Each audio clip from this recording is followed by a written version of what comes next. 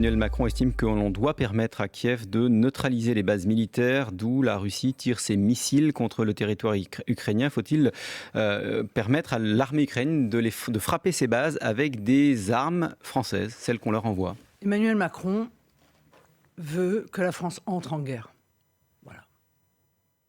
Parce que entre l'annonce d'envoi des troupes et cette annonce qui, évidemment, serait un pas supplémentaire d'investissement dans ce conflit, je finis par conclure qu'Emmanuel Macron veut que la France entre de plein pied dans la guerre avec la Russie. C'est une demande ukrainienne. J'y suis opposé. Je considère que c'est créer un danger absolument faramineux sur la sécurité de nos compatriotes, sur l'intégrité de notre territoire.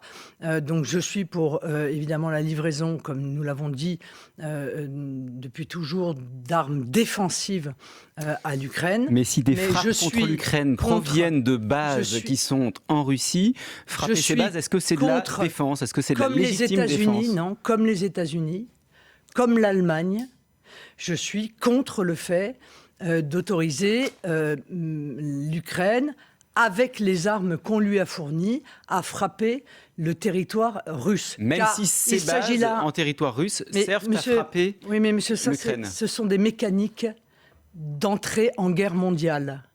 Voilà, ce sont des mécaniques d'entrée en guerre mondiale. Et je suis désolé de vous le dire extrêmement fermement, je suis opposé à tout ce qui peut créer le risque d'un conflit mondial où la France serait en plus en première ligne. Un sommet pour la paix en Ukraine va avoir lieu dans moins de 3 semaines en Suisse. Marine Le Pen, le Brésil et la Chine voulaient inviter la Russie. L'Ukraine a dit non. C'est une occasion manquée de négocier la paix? Bien sûr.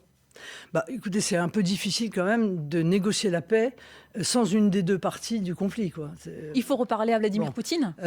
Il faut absolument retrouver le chemin d'une discussion. Pourquoi? Parce qu'en réalité, chacun le sait d'ailleurs, tous les spécialistes le disent, il n'y aura pas de victoire militaire. Voilà. Il y en a d'ailleurs de moins en moins dans le monde et dans nos temps actuels. En réalité, la seule manière de mettre fin à ce conflit, c'est de trouver une négociation et que l'Ukraine puisse arriver à cette négociation dans les meilleures conditions possibles. Et c'est pour ça qu'il faut lui apporter l'aide militaire sans envoyer de troupes, ce que le gouvernement, ce que Emmanuel Macron, s'apprête à faire. Sauf que l'Ukraine dit aujourd'hui... Il apprête manifestement à annoncer qu'on va envoyer du personnel militaire français en Ukraine. Instructeurs, Marine Le Pen, pas des gens pour aller combattre. Hein. Oui, enfin des instructeurs en nombre. Des instructeurs en nombre.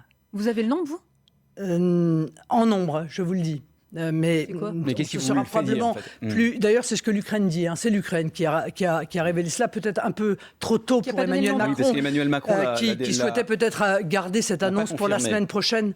Mais je suis désolé de participer à éventer cette annonce, mais elle est là encore un pas supplémentaire qui est inquiétant. Non, mais vous dites qu'il faut négocier avec Vladimir Poutine, mais quand on sait que l'armée russe aujourd'hui, elle occupe près de 20% du territoire ukrainien, il y a la question du timing de la négociation. On le fait maintenant, là ? En sachant que les troupes occupent une grande partie du territoire ukrainien ? Oui, mais d'accord, mais ça fait 2 ans qu'on se dit ça.